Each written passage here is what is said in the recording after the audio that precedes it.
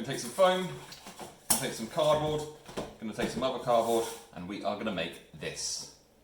Hopefully this looks like a shipping container. Hi there and welcome to Good Enough Scenery, and we'll be making this exact one in the video today. It's made with the most basic materials that you've just seen. It's a pretty simple build, it's pretty quick as well, and more or less cheap if you've got a few things just hanging around ready to be used. So let's get into how to make it right now. Now the first stage, you don't actually need to have foam. I just have a lot of this laying around, so I'm trying to make use of it because it's not the cheapest stuff in the world, so try and get as much use out of it as possible. So to begin with, we're going to cut a rectangle of this stuff. I want this to be 8 centimeters high, which is problematic with this piece, but I'm going to show you that it's not going to be actually a straight line here.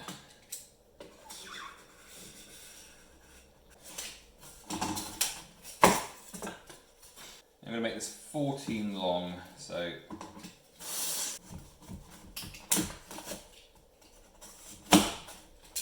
okay, so that is going to be the basic shape of our shipping container. Now you might notice there's a bit missing from this, but it's not actually going to matter. I'm going to show you why in just a minute. That's the basic thing. We need to have some sides on it which cover up that, so we are going to be using this cardboard here. Now you might notice this doesn't look anything like shipping container stuff, but that's absolutely fine. So this is corrugated copper. Now I want to be clear, you can go and buy sheets of corrugated cardboard, but if you want to, if you're trying to make it as cheap as possible, this is literally from a cat food. These is cat food separators. The corrugation is running that way, and we want that to be going vertically downwards. So this bit here is actually the perfect size for that. So we're going to use this bit here and another 8 centimeter one as well. We also want to have bits for the end, so that's going to be 8 by 5, and with this it doesn't matter about the corrugation because we're not going to be having that bit be corrugated. So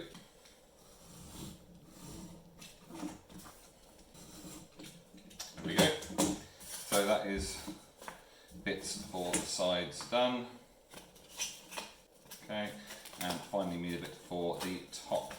Corrugation does matter on this, so let's use another bit like that. This is entirely luck that it is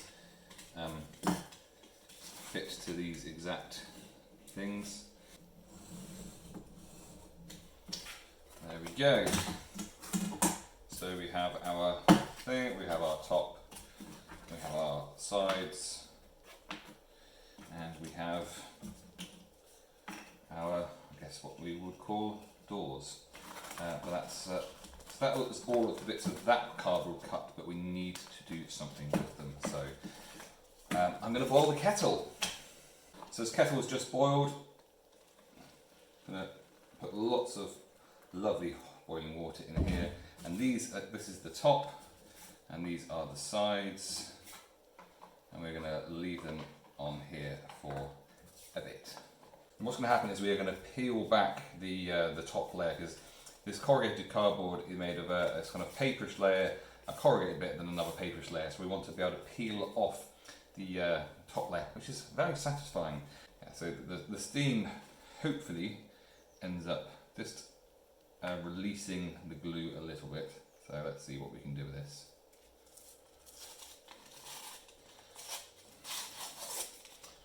We can start peeling that back. If it's not coming off, then you can put it back on. Let's try this one.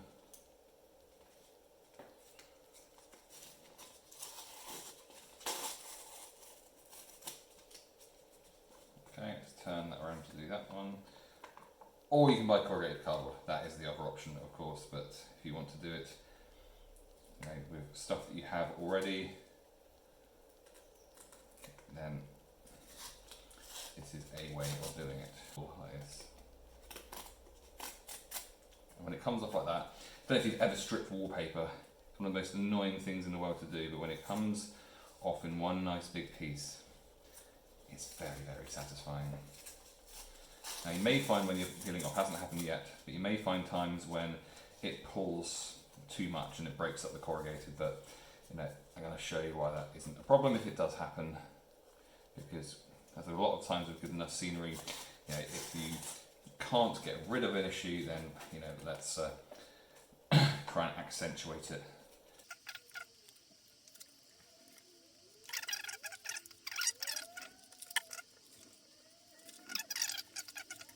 So this is what they've ended up looking like. So you'll see there's a few bits where it's a little bit damaged, there's a few bits where you know you could peel that off, but I'm going to show you why it's a good thing not to. Next up we are going to stick this to our thing. So this bit here that's kind of all cut off, we're going to have that as being the down part for obvious reasons, but it is going to get covered up anyway. Now if you are not using a bit of foam and you are using a cardboard box as your kind of base, then you can use PVA for sticking this down. I am using this foam, so I am going to use my hot glue gun. Okay, and then just line this up with the edges.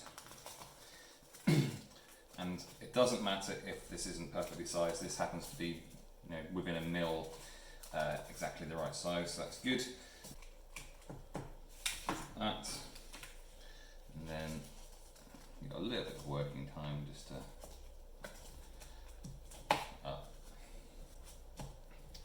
there you go, perfect, and already it's starting to look a little bit like a shipping container might, but you know, a little way to go still. Next up we're going to take a cereal box. You don't have to have cheap Tesco Weetabix, you can use other ones, but this is what I'm using. Right, so this is to make bits of trim. So these are going to need to be 2 centimeters wide and then however long your thing is. So mine is 14. So we want bits that are 14 by 2. And we want some 2 centimeter strips of this. So I'm going to line it up with the thing here. I'll tell you what I'm going to do whilst I've got it here, because it's going to make it speed it up a bit. So on 1 centimetre do a light score, and on 2 centimetres I'm going to cut all the way through. Now the reason for this score is that it means that we can just bend it really easily like that. And what we're going to do with these, I'll cut some more in a minute off camera, but these are going to be stuck down as trim like that. So got 2 for this top bit, 2 for the bottom there, and then I'm just going to cut some 1 centimetre strips for these edges. 4 trim bits. We have 2 5 centimetre by 1 centimetre strips for the top here, and we have 1 by 8 centimetres for the sides here. If you're using a cereal box like I am for this, I recommend that you have the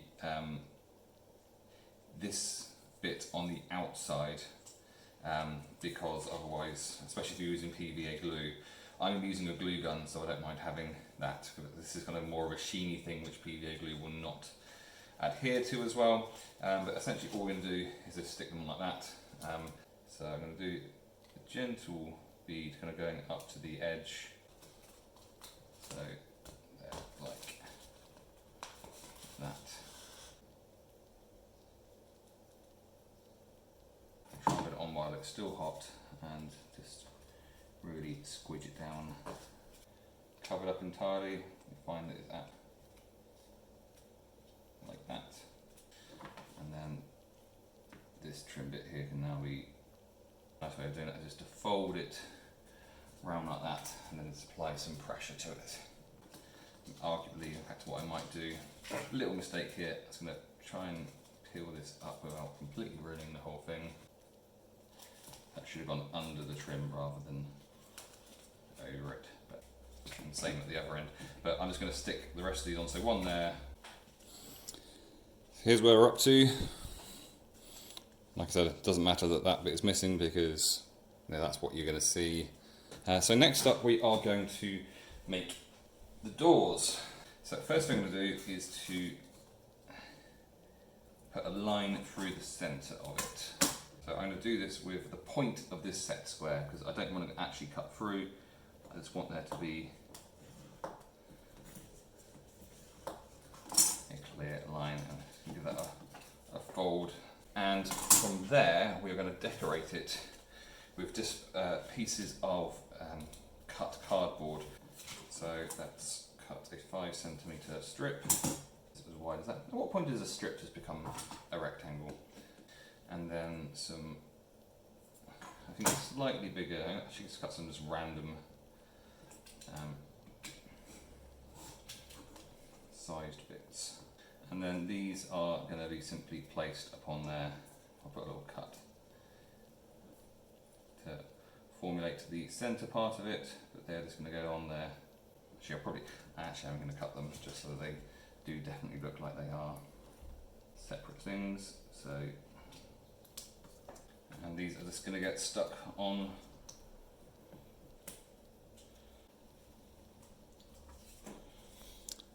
So I've taken the doors and I've measured down 1 centimetre, then another 2 centimetres and 1 centimetre up from there, and those are going to be, and I've scored the lines just for something to look at and for a guide as well. And I'm going to stick these down just using PVA glue because that's going to give us some more working time and it's going to give us good coverage to make sure the thing is properly stuck down.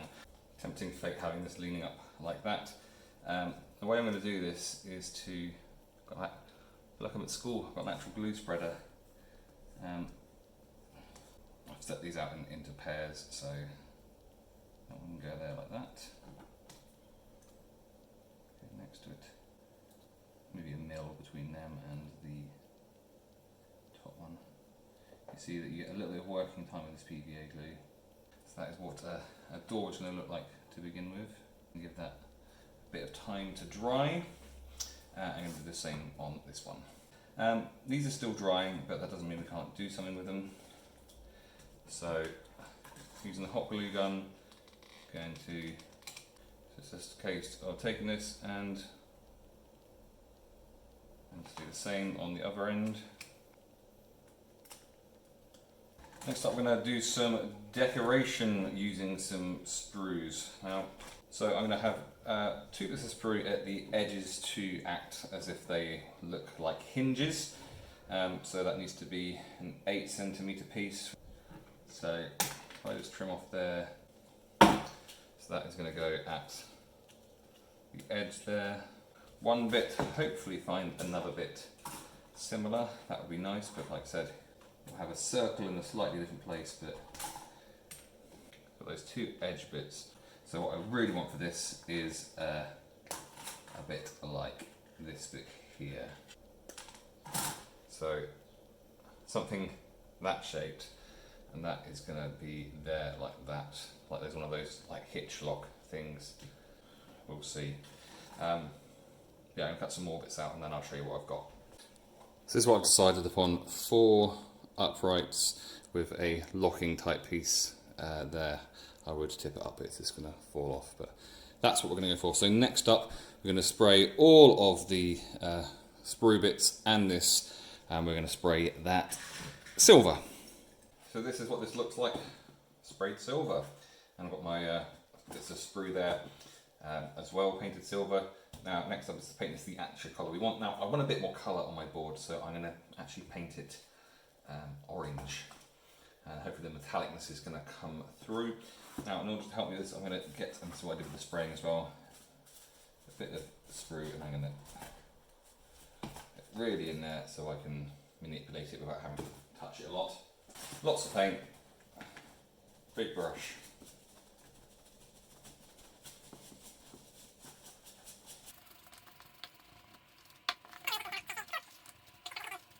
So whilst this is nearly dry, still drying, I'm going to get some super glue and I'm going to dab it on a few points on here.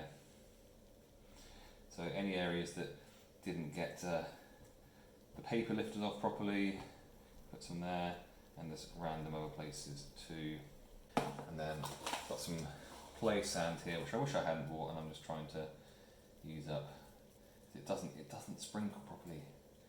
doesn't sprinkle like I want it to be sprinkling, so it's very annoying to use, so I'm trying to get rid of it. So don't use this stuff because it's annoying, but put that on there. I'm going to give it a second, and then most of it will then come off again like that. So on the top here, I'm going to put some there, there, there.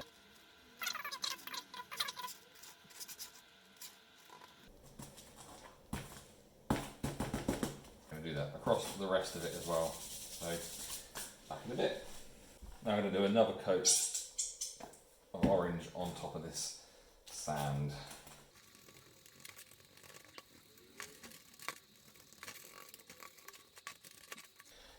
We'll leave that to dry. Next up, we're going to use some burnt umber, and we're going to put a little bit on a brush, not a lot, and on the areas where there's kind of where I put the super glue and the sand is set, we're going to kind of stipple it to bring out that detail, like that sort of thing. The idea obviously is to try and make it look rusty, which I think it kind of does. So I'm going to do that across the other areas, and obviously you can also do it in the areas where the paper kind of ripped a bit, or card ripped a bit, because again these are the areas where this sort of detail would come up. So I'm going to do that across the rest of it. And we're going to put our sprues on. We've got this nice and hot, and I'm going to place a thin bead of glue up there like that. I'm going to attach this to this corner here.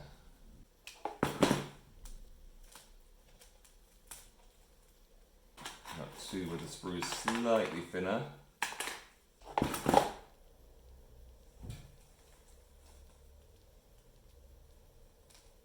And then we've got this kind of hitchy bit thing. You can obviously add more, you can add some horizontal ones, but for me, I am happy with that. I'll think about that, but I'm going to do exactly the same with the other side now. Right, next I'm going to take some of this, this is Skeleton Horde. You could use any kind of brownish kind of wash. Oh, it's a contrast paint, and what I'm going to do is just slap it randomly on these struts just to make them a bit more rusty and old. You can go, you know, we could be putting things like typhus corrosion and riser rust on to do it, but I'm trying to do it as cheap as possible. So whatever kind of brown contrast you might have, or you could use a brown paint, just slap it on there in random places just to make these far too clean looking silver things feel a bit more rusty and weathered and old. So as I think of something else, the next time you see this, it will be finished. And this was the finished thing, as you have seen from the beginning of the video. Really pleased with how this turned out. It's a super simple thing to do. There's some bits that are a bit time consuming. There's some times where the paint's going to be drying.